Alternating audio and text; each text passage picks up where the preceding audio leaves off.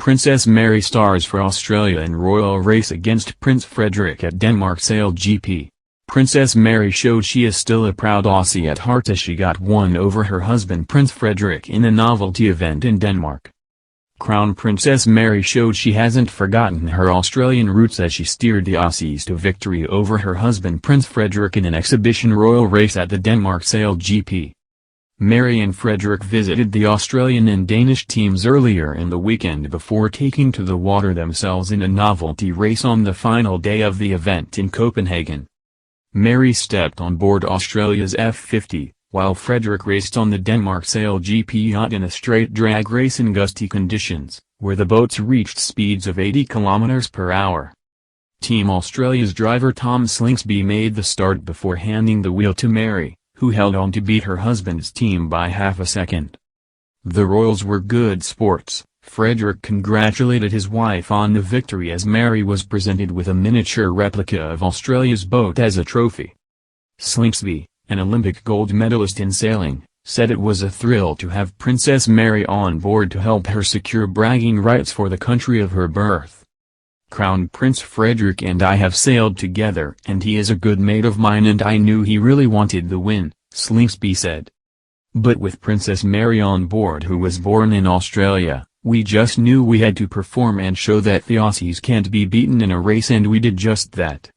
I started the race and then as soon as we were off I handed the wheel over to Crown Princess Mary. She was steering the F50 at over 80 km per hour and did an amazing job, getting us to the finish 0.5 of a second ahead of the Danish team.